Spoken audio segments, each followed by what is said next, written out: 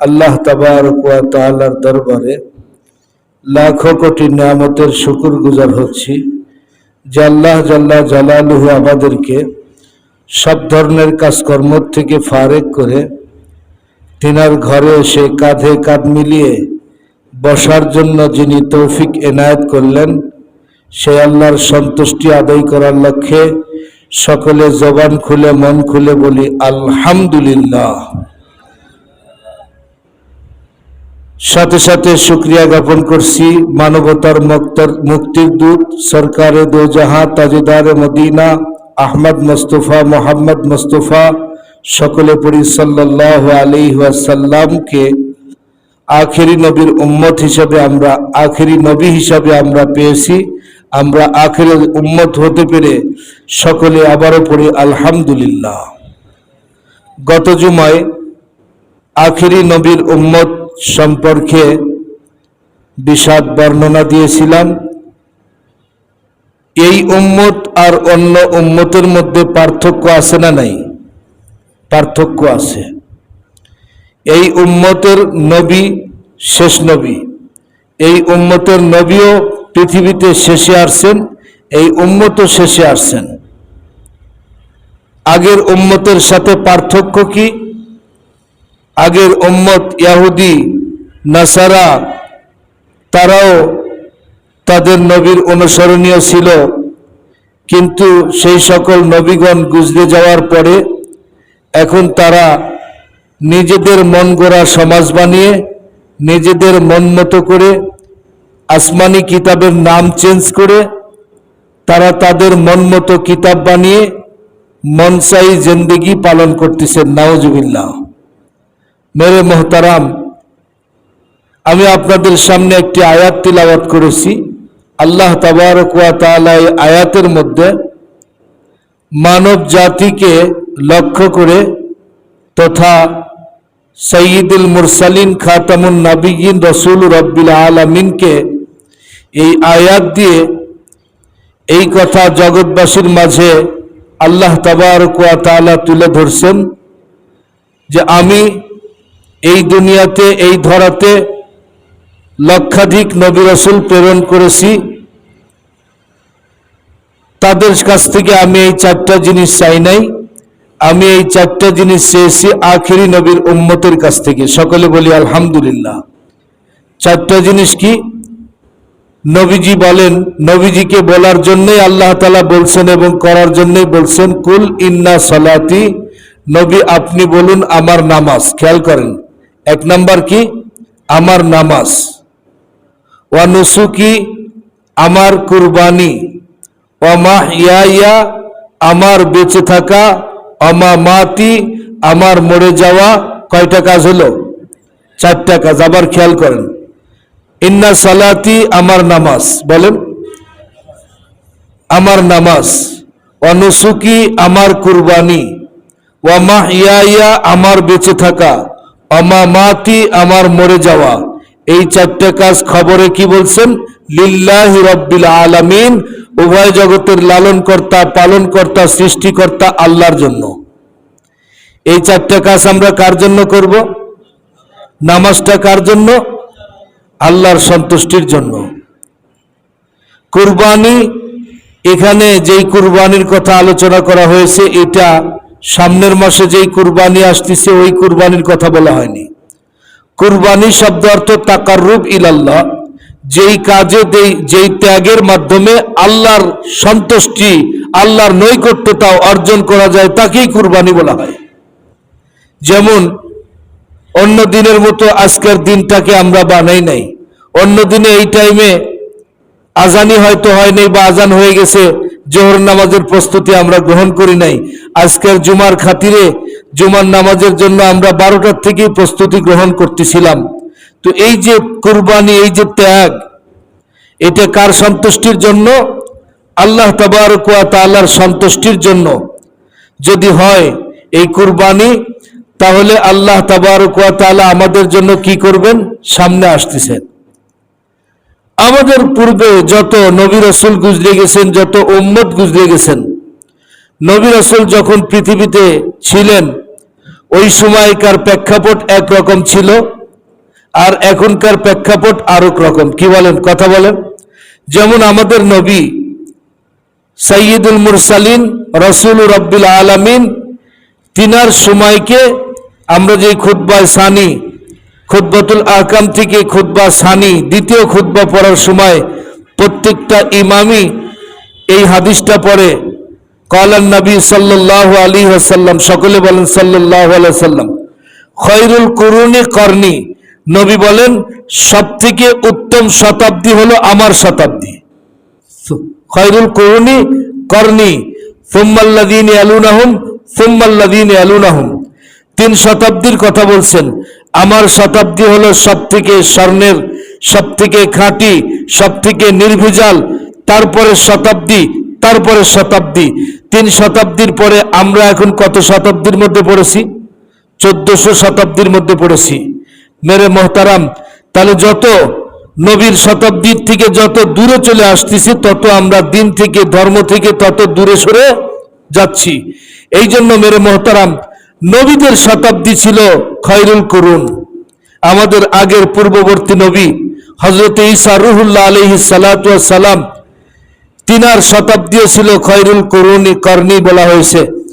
তিনার সময়ের সময় আর তিনার অবর্তমানে 570 বৎসর পৃথিবীর উপরে অতিক্রান্ত হওয়ার কারণে মানুষ আইয়ামে জাহেলিয়ত, বর্বরতার যুগে পৌঁছে গিয়েছে। নিজের সন্তানকে নিজে হাতে, কন্যা সন্তানকে হত্যা করেছে। সেই শতাব্দীর মধ্যে সরকারে দো জাহাঁ, তাজদারে মদিনা, জিগার গোসায় আমিনা মোহাম্মদ মুস্তাফা সাল্লাল্লাহু আলাইহি সাল্লাম বলেন তিনি আগমন করেছিলেন। কি বলেন, কথা ঠিক কিনা? কোন শতাব্দীর মধ্যে আগমন করেছিলেন? যেই সময় মানুষের মধ্যে মনুষ্যত্ব হারিয়ে ফেলছে। আজকে মেরে মুসলমান, বিশ্বের মানচিত্রে এমন দেশও আছে ইহুদি এবং নাসারা, ইহুদি এবং খ্রিস্টান কর্তৃক অধ্যুষিত এলাকা, সেই এলাকার মানুষের মধ্যে মনুষ্যত্ব হারিয়ে ফেলছে। তারাও দেখতে আমাদের মতোই মানুষ, আমাদের মতোই খানাপিনা, আমাদের মতোই চলাফেরা, আমাদের মতোই আবাসভূমি, সবকিছু, কিন্তু তারা তাদের মনুষ্যত্ব হারিয়ে ফেলছে নবী রাসূলের কৃষ্টি কালচার ছেড়ে দেওয়ার কারণে। কথা বলেন ঠিক কিনা? খুব মনোযোগ দিয়ে শোনেন। কুরবানি যেটা বলেছি, অনুসুকি আমার কুরবানি যদি একমাত্র আল্লাহ এবং তার রাসূলের রাজি সন্তুষ্টির জন্য হয়, তাহলে আল্লাহ বলেছেন মাল্লাহুল মাওলা ফালাহুল কুল, যে মাওলার জন্য হয়ে গেল তার দুনিয়া আখিরাতের সবকিছু হয়ে গেল। সুবহানাল্লাহ। মেরে মোহতারাম, বলতেছিলাম মানুষও খায়, জীব জানোয়ারও খায়, ইহুদি খ্রিস্টানও খায়। আমাদের দেশে সংখ্যায় তুলনামূলক 3 দেশ, 3 দিক দিয়ে ঘেরা ভারত হওয়ার কারণে, হিন্দুস্তান আমাদের 3 দিকে থাকার কারণে আমাদের দেশের মধ্যে হিন্দুদের চাল চলন একটু বেশি। কথা বলেন কেন?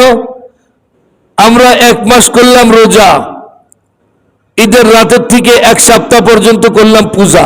কথাটা অন্যদিকে নিয়েন না। হিন্দুদের যত পূজা আছে, যত অনুষ্ঠান আছে, সবগুলোতে গান বাজনা, পটকা, আতশবাজি, এইগুলা দিয়ে ভরপুর। আমাদের ধর্মের মধ্যে কি এটা আছে? গান বাজনা আছে? কেন আমাদের ছেলেরা, কেন আমাদের যুব সমাজ ঈদের রাত্রি 5টা রাত্রি বলা হয়েছে? এই জন্যই তো এই উম্মতের সাথে অন্য উম্মতকে আল্লাহ রাসূল কম্পেয়ার করছে। পৃথিবীর মানচিত্রে সবথেকে কম সময় এই উম্মত থাকবে, কিন্তু সবার আগে নবী রাসূলের পরপরই এই নবীর উম্মত সর্বপ্রথম জান্নাতে যাবে। সুবহানাল্লাহ। সুবহানাল্লাহটা কালকে এসে কয়া যায়, মনে হয় সকালের নাস্তা খায়নি আমার ছেলেরা। সুবহানাল্লাহ বলতে পারলেন না। আল্লাহ তাবারক ওয়া তাআলা এই উম্মতকে আল্লাহ তাবারক ওয়া তাআলা খয়রুকুম মান খয়রা উম্মত বলছেন। কুনতুম খয়রা উম্মাতিন উখরিজাত লিন-নাস তা'মুরুনা বিল মা'রুফ ওয়া তানহাউনা আনিল মুনকার। তোমরাই সর্বশ্রেষ্ঠ জাতি, তোমরাই সর্বশ্রেষ্ঠ জাতি, তোমাদেরকে পাঠানো হয়েছে, তোমাদেরকে বানানো হয়েছে মানুষের কল্যাণের জন্য। আজকে মুসলমান মানুষের কল্যাণে না দাঁড়ানোর কারণে ইহুদি খ্রিস্টান নাসারা সারা পৃথিবী ভরে গেছে। এমনও চলতিছে, এমনও দেশ আছে পৃথিবীর মধ্যে যেই দেশে বাবা অসুস্থ হয়ে মেডিকেলে হাসপাতালে চলে গেছে, ছেলে শোনার পরেও ছেলে ঠিক মতোই অফিস করতেছে, সন্তান মুমূর্ষ অবস্থা, বাবা বেঁচে আছে শোনার পরেও বাবার কাজ বাবা ঠিক মতো করতেছে। উপযুক্ত মেয়ে 20-22 বছর বয়স, এখন মেয়ে বলতেছে আব্বা আমি উচ্চ শিক্ষার জন্য দেশের বাইরে যাচ্ছি, সঙ্গে সঙ্গে চলে যাচ্ছে তার নিজের খরচায় নিজের অর্থায়নে। কোনো সময় খেয়াল করলো না আমার এই যুবতী মেয়ে, তার যে আমানত আমি বাবা হিসাবে আমার কাছে আল্লাহ তাআলা রেখেছে, সেই আমানতের কি হবে? এরকম মানুষ যখন পশুতে পরিণত হয়েছে। আইয়ামে জাহেলিয়তের কথা বলতেছিলাম, সেই সময় কন্যা সন্তান হওয়া জাতির জন্য অপমান ছিল, অপদস্থ ছিল, জিল্লতির কারণ ছিল। সেই সময় মহানবী সাল্লাল্লাহু আলাইহি সাল্লাম আগমন করে পৃথিবীর মানচিত্রে আম্মাজান খাদিজাতুল কুবরা রাদিয়াল্লাহু তাআলা আনহা, তিনি প্রিয়টি আসছেন। রাসূল সাল্লাল্লাহু আলাইহি সাল্লাম খাদিজাতুল কুবরাকে আলাদা ঘর করে দেন নাই, একই ঘরের মধ্যে খাদিজাকে বলছে খাদিজা তোমার পানির পিপাসা লেগেছে, তুমি পানি পান করো। পানি পান করার পরে আল্লাহর নবী দেখে খাদিজাকে দেখাইতেছে, খাদিজা তুমি যেখানে মুখ লাগিয়ে পানি পান করেছো, আল্লাহর নবী সেখানে মুখ লাগিয়ে পানি পান করিয়ে পৃথিবীর মানচিত্রকে জানায় দিলেন মুসলমান কোনোদিন নাপাক হয় না।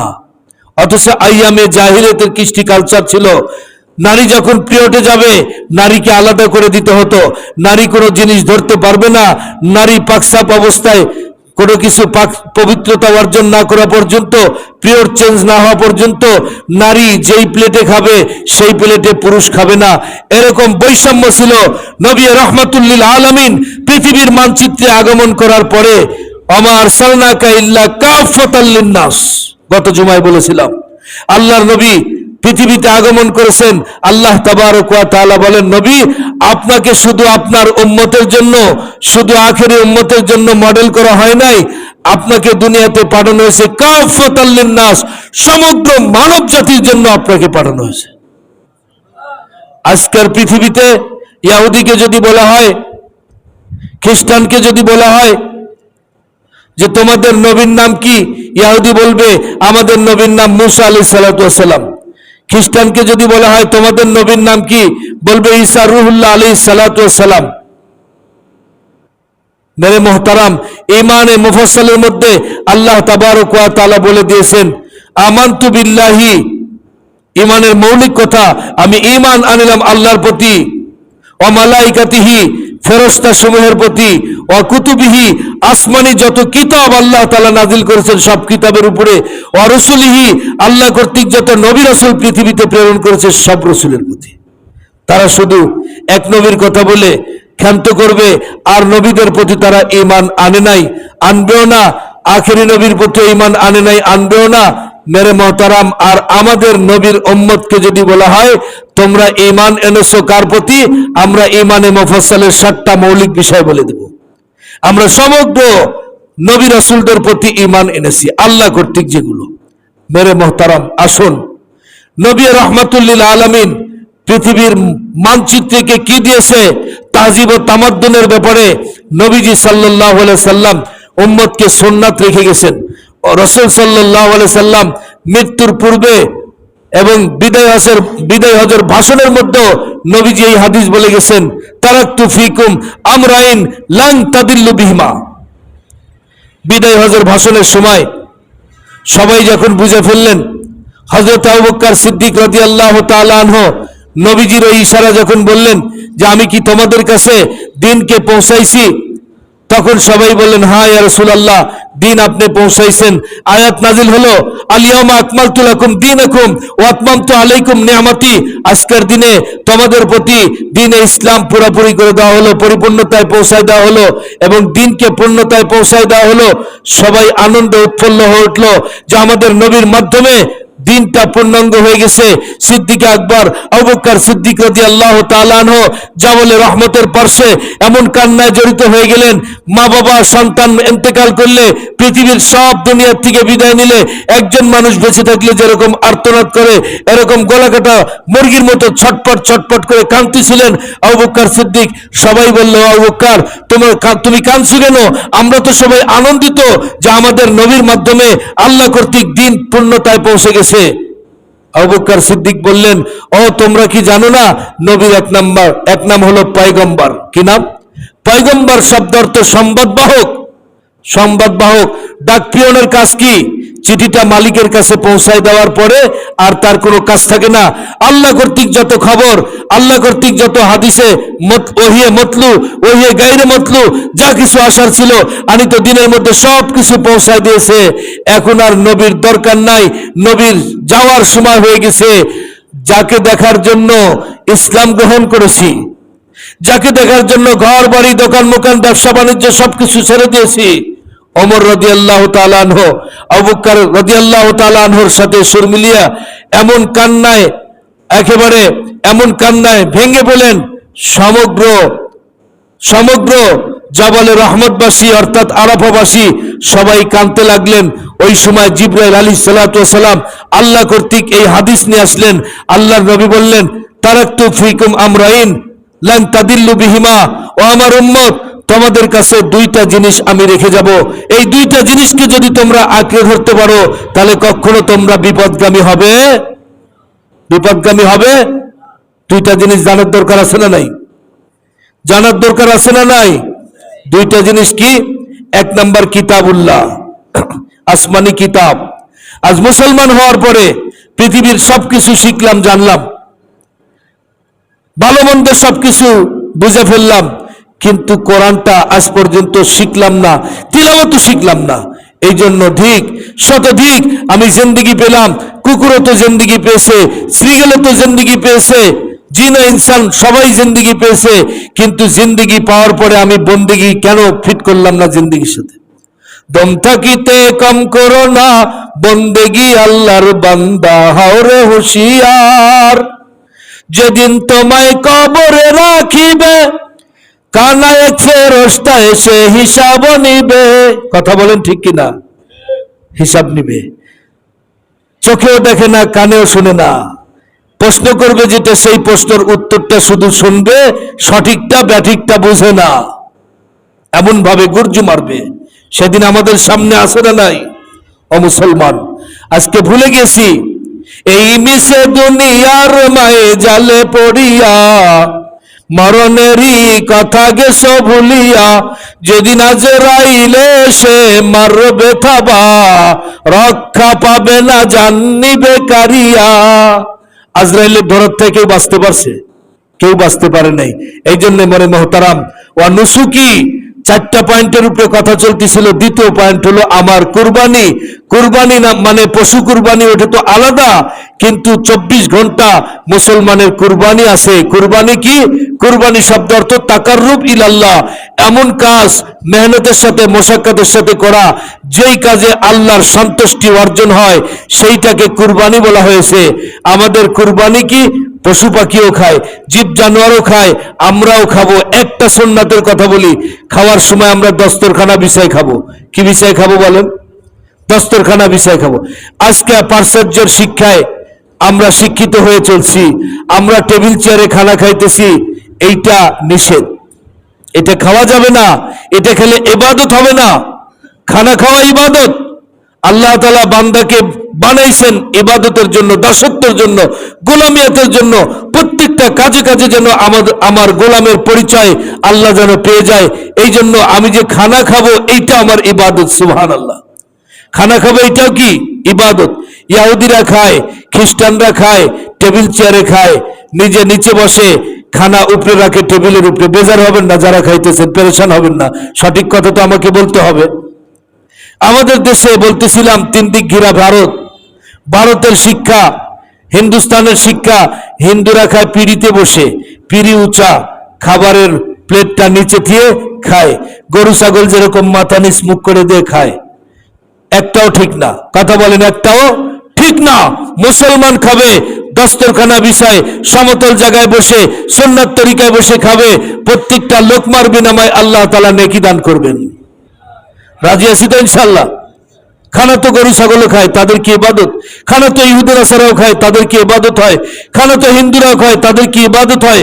আমরা যে খানা খেলাম সেটার মধ্যে ইবাদত হবে। নামাজ পড়বো সুন্নাত তরিকায়। ওই যে বিদায় হজের ভাষণ থেকে যে কোট করলাম, আপনাদের সামনে হাদিস নিয়ে আসলাম, এইটা আগামী কুরবানির আগের সপ্তাহ পর্যন্ত আলোচনা চলবে, সুন্নাতের মজাকারা চলবে। মেরে মোহতারাম, রসুল দুইটা জিনিস আমাদের মাঝে রেখে গেছেন।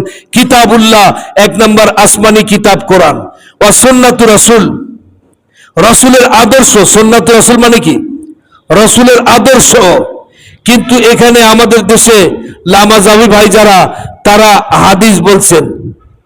তাহলে আল্লাহর নবী তো বলতেন কিতাবুল্লাহ ওয়া হাদিস রাসূলুল্লাহ, এটা বলতেন, কিন্তু এটা বলে নাই। নবীজি কি বলেছেন? কিতাবুল্লাহ ওয়া সুন্নাতি রাসূল। আমি যে প্রাপ্ত হয়েছে আসমানি কিতাব কোরআন, এই কোরআনকে তোমাদের সামনে রেখে গেলাম।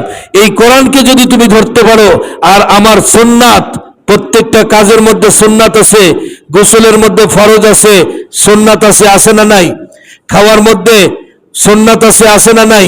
চলার মধ্যে সুন্নাত আছে, কথা বলার মধ্যে সুন্নাত আছে, পোশাক আদির মধ্যে সুন্নাত আছে, কথা বলেন, চলার মধ্যে সুন্নাত আছে, ঘুমের মধ্যে সুন্নাত আছে, আরাম করবেন আপনি, শুবেন, তার মধ্যেও সুন্নাত আছে না নাই?